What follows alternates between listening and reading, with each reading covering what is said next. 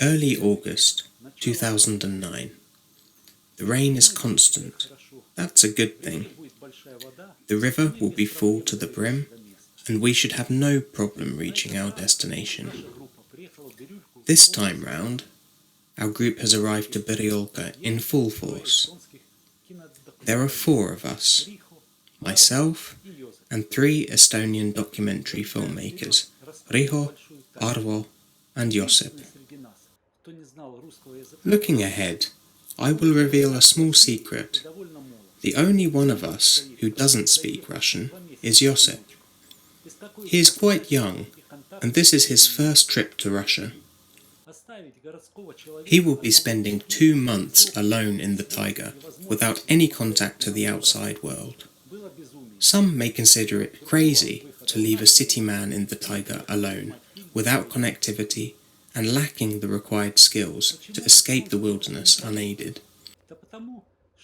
Yet we have no other option, as we are here specifically to shoot a film about the remote Taiga.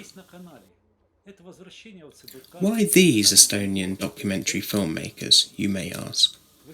Well, not only are they good friends of mine, but we have also worked together previously, producing Russian nature documentaries. You can find 3 of these films on our channel, namely The Return of the Muskox, In the Footsteps of Middendorf, and The Land of Disappearing Islands. In Soviet times, Estonia was home to the most renowned nature documentary filmmakers. The next generation is now continuing this tradition, actively supported by the Estonian state. Please bear the following in mind. There is no big money in nature films. They are created almost entirely by enthusiasts. My apologies for this emotional aside. If you are keen to continue watching these films for free, please don't shut off the adverts that pop up. In this way, you can show your support for the work we do. Our guide Gennady has generously agreed to assist us unconditionally and without any thought of his own monetary gain. Я когда был, стоял там на горе, на вершинах, чувствовал, будто тайга — это бесконечный океан синий. И чувствуешь тягу, что он хочет тебя высасывать в себе. Ты такой опасности не чувствовал, что, блин, я не возвращаюсь домой? Да, такая океан тайги, море тайги. Запросто может тайга засосать туда человека, несведущего человека. И с концами он может потеряться в этой тайге. Доведись до меня, это я все уже как бы прошел, промерил все эти горы. Не всю тайгу, конечно, не смеришь своими ногами. Тайгу как свой дом, если знаешь, уже там такой опасности нету, что где-то ушел в тайгу и затерялся с концами. На тебя просто есть какая-то надежда, хоть не 100%, это, как скажем, человек в городских условиях живет, проживает там среди людей. Там, я думаю, более в городе жестокие условия к человеку, чем в тайге. Тайга к нему. У тайги более такие щадящие правила. Их только знать надо, соблюдать.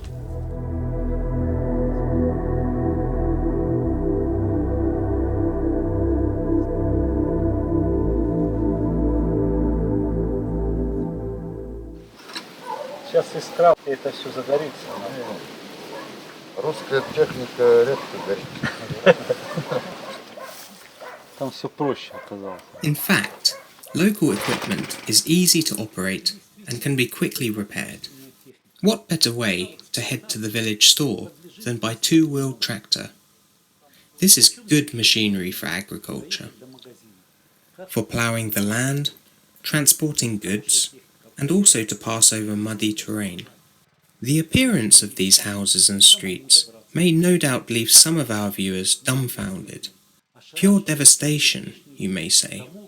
But I also see antiquity, colour and tranquility in this barren environment, albeit tinged with a sense of melancholy, for it cannot be denied that the people here have seen better times.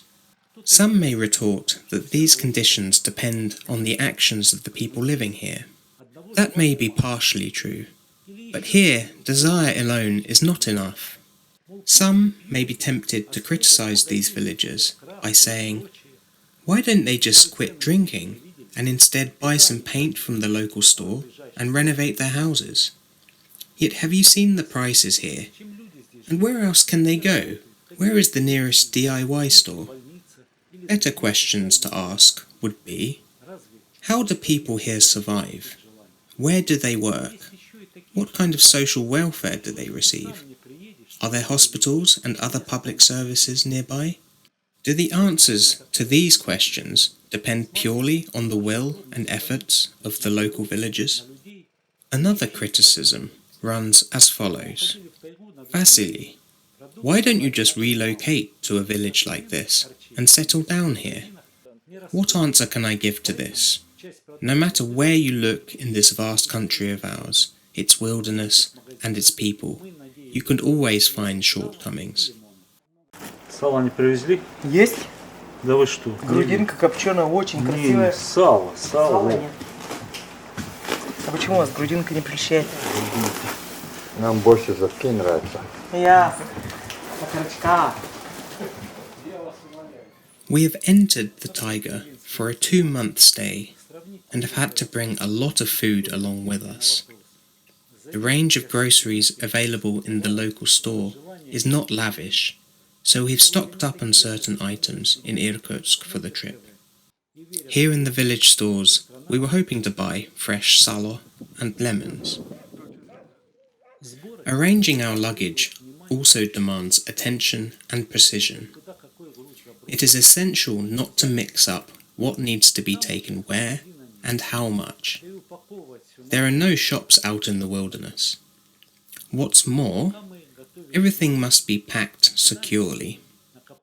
Whilst we prepare our luggage, Gennady digs up some of his potatoes and vegetables.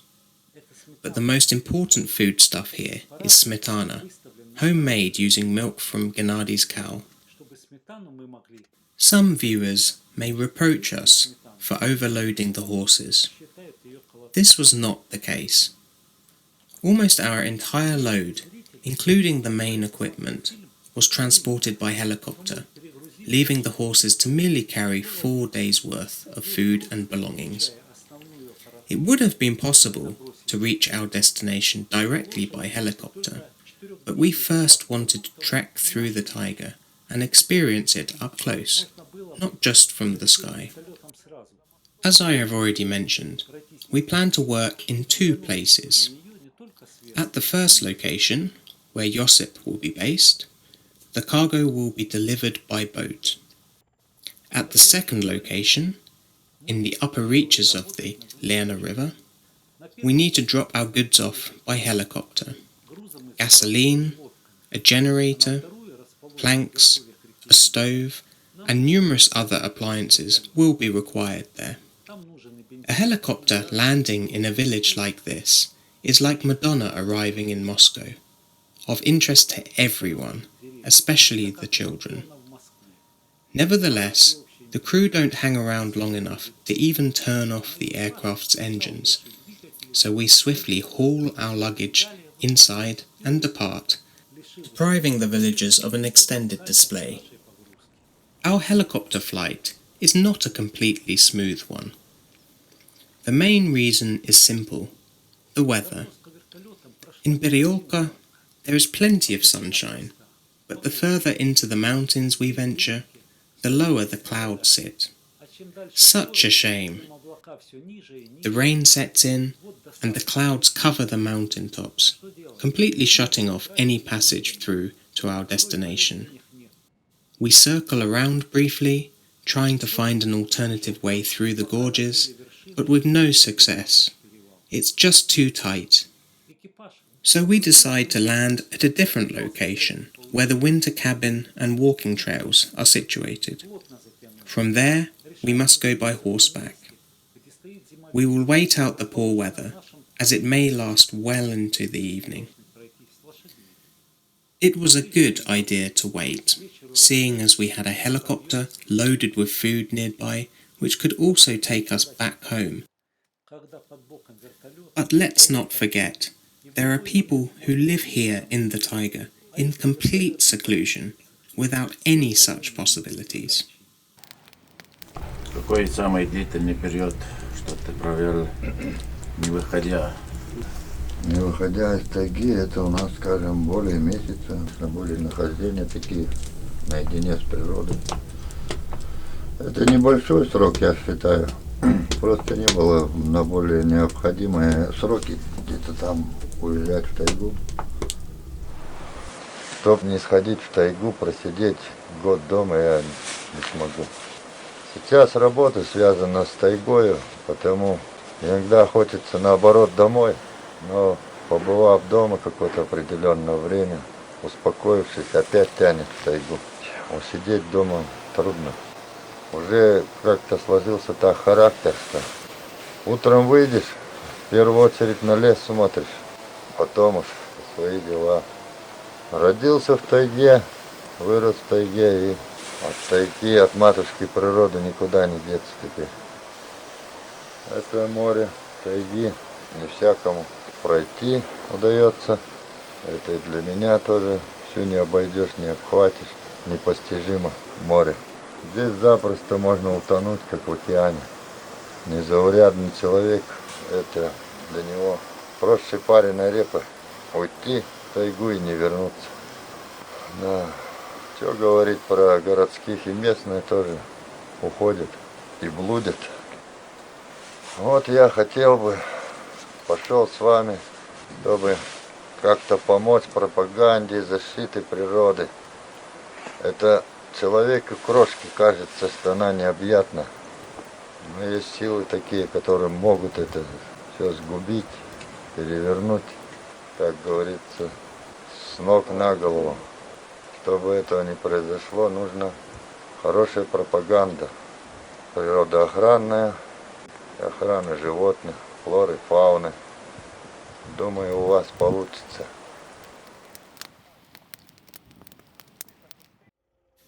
The clouds had already parted by the previous evening, and we managed to drop off our goods by helicopter at the filming site before returning to Buriolka by sunset. Now we need to hurry, otherwise bears will scent our food, arrive at the winter cabin, and meddle with our equipment. And that would be the end of our filming hopes. Everything is now ready for the boat trip, and we transport both the vessel and cargo by Gennadi's two-wheel tractor. It is an old Belarus tractor, but taxes still need to be paid, whether it is old or new. Some people say that everything depends on the efforts of the individual. But do you really believe that these local people don't want to live comfortably? We surely cannot blame them for not decorating their fences.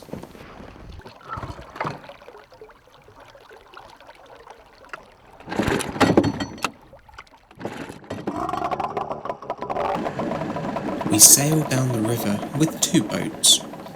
One would not be enough to transport all of us, as well as our belongings. The first section of the journey proves the easiest.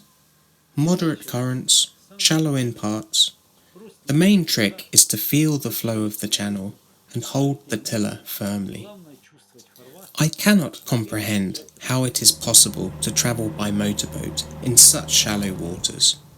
Won't the propeller just get damaged? But there are no such problems. By evening we have reached Chanchur without incident.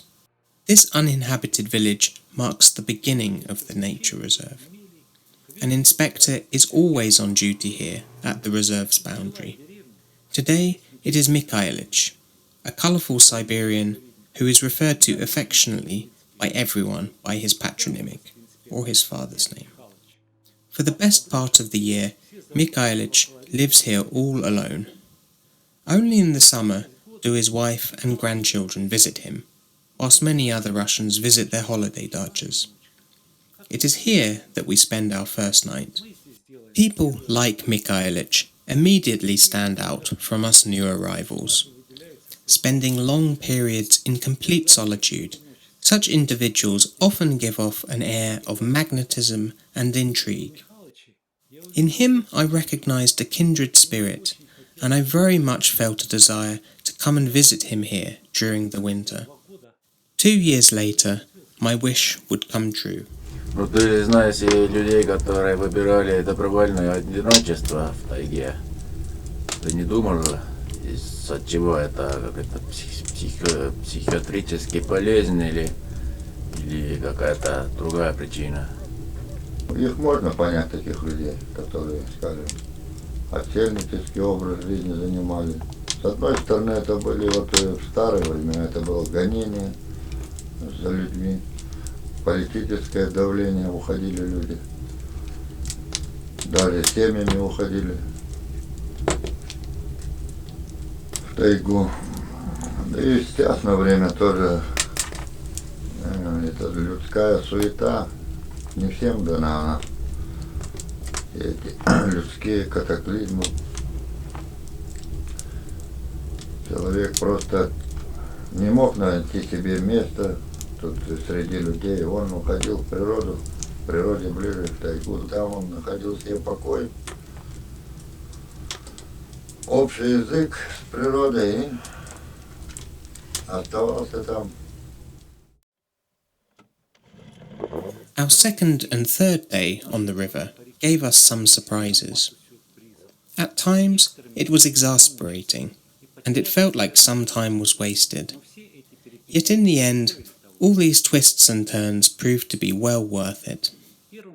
The first surprise was the driftwood, which accumulates in large quantities in certain parts of the river. I wasn't expecting the sheer scale of these blockages, which are just like dams. Imagine what it is like here in the springtime, when the gushing water meets these wooden obstacles.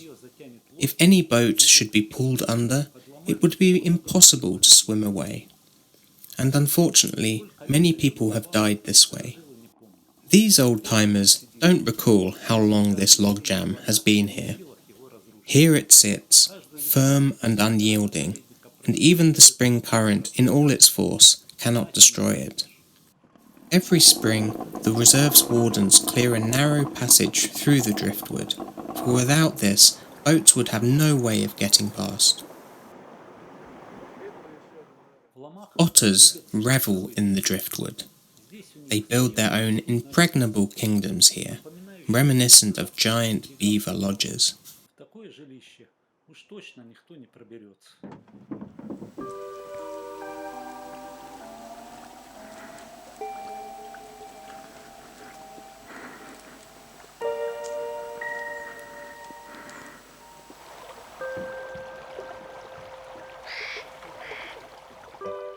The higher up the river we go, the more frequently we encounter shallow water, and the more the waterway begins to branch out into smaller streams and channels.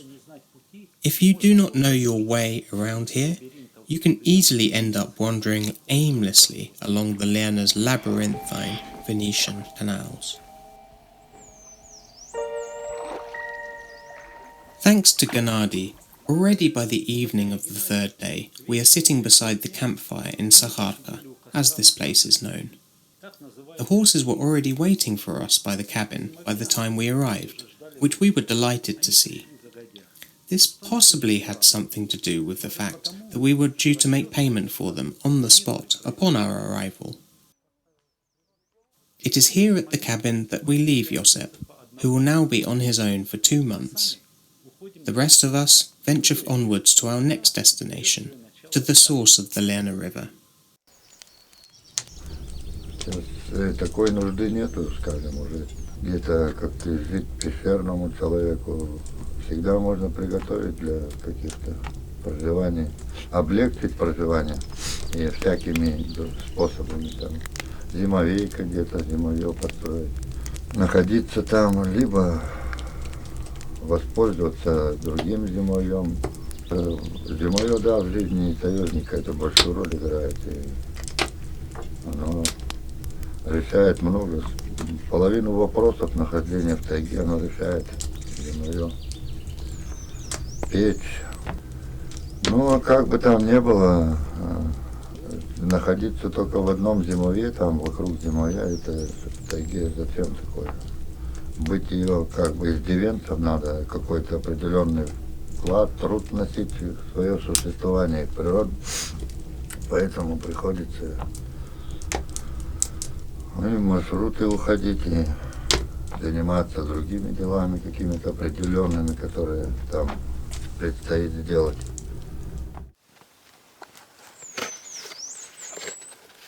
It soon becomes apparent that we are not alone in the winter cabin, and we strive hard to expel our fellow woodland housemates. Wasps love to dwell in dry places that offer shelter from the rain, and so they often choose to build their nests in these huts. А строки где? Здесь они были.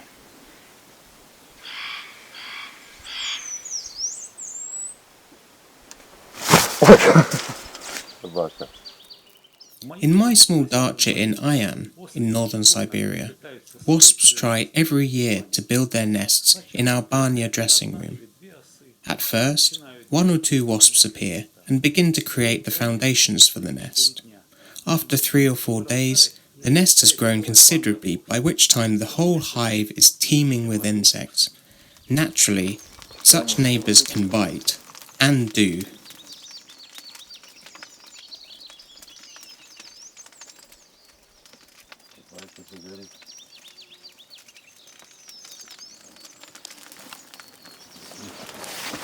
Гнезда не видно. Ой, уходи. Может укусить Ну сильно. и что? Сильно укусить руками резко, не надо махать. Это надо Надо вот так. сажать и И махать только плавно.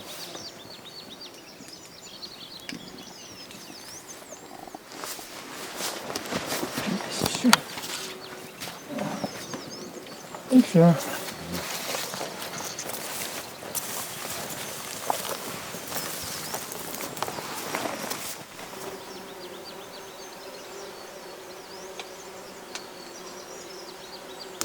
Подошло.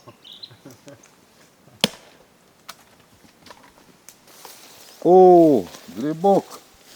Следующий. Красота какая. Желтый гриб. О, очень питательный, вкусный, маринованный. Можно с картошкой. О, целый, без червей, все, молодой. Самый вкус. Мы его приберем, как бы. Замочим, посолим. Можно отварить минуты 3-5 всего кипятком, чтобы горечь потерял. И замариновать. Дня через 3-5, но можно через неделю уже кушать, пробовать. Че жуешь тут? Мы его приберем. Может еще попадутся эти. Ну, лучше сразу к тому, обратно. Мы так Сюда близко. Не, мы сюда будем возвращаться. Тут близко мы.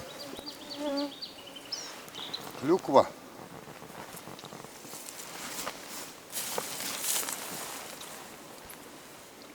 Глухари кушают. У вас есть клюква? Есть. Маленький следочек, видишь? Да. А вот и зубр был, зубр. А, зюбр. И зюбр. Вот свежие следы козочкина, вон свежие. О. Так, вон там еще что у нас? Ну-ка. Козочки, тоже козочки. Мутная вода, мутная. Недавно были. Здесь можно сидеть и высмотреть козочку. Ну, там были следы. Здесь вот свежий след есть. То есть после дождя уже были. А что они ищут отсюда? Соль. Тут кто-то бросил соль. И ходят, кушают, лижут. Воду пьют. Соленую. Вот и ходят в одно определенное место. Из всех животных, которые в тайге обитаются, все-таки медведь самый особый, наверное. С кем встреча особая, с кем вообще-то встретить не хотелось бы в любых обстоятельствах. Но для охотника тоже желаемый объект. Что можно по этому поводу сказать?